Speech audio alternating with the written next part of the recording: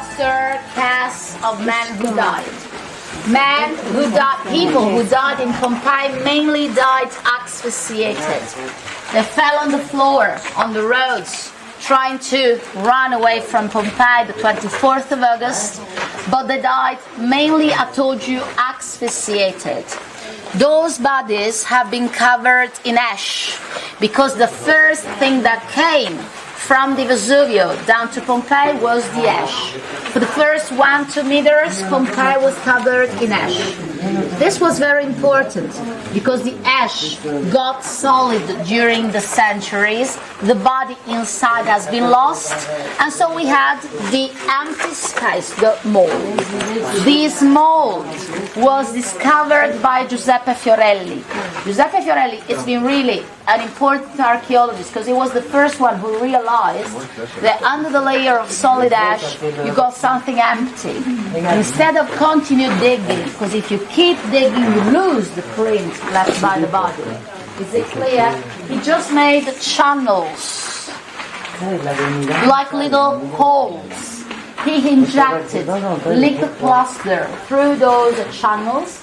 The liquid plaster filled the shape left by the body, got solid, and gave us the shape of people who died. So that's a plaster cast, but with the skeleton still inside. So the original skeleton is still visible, like the skull, the teeth, bones of hands and feet. You can also see the expression of pain on his face. That's really terrible. And I can tell you more. I can tell you this man was a slave. How do we know? Because when he died, he was wearing an iron belt. Telling us he was a slave. The iron belt is always the symbol of his condition of a slave. The other one on the other side, I'm sorry. Can I? Thank you. This one. Done? Okay. The other one here was a free citizen. You see, no iron belt.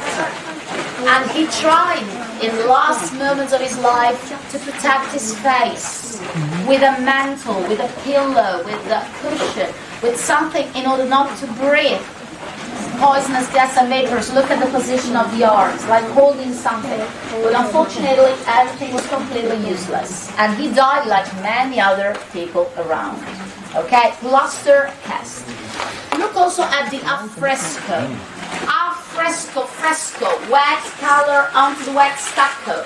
Look at the colors, and if you want to take a photo, please take the photo but without using the flash, because the colors you see are the original ones of the Roman time, made by using natural pigments and mainly colors coming from oxides of minerals. The red, very beautiful, I told you, comes from the cinnabar. The yellow from the oxides of iron, and the green, very beautiful too, from the oxides of iron. Sometimes you can also see the blue. You see at the very top there is some blue color. The blue was the most expensive color to be produced, and it was made with the oxides of cobalt. But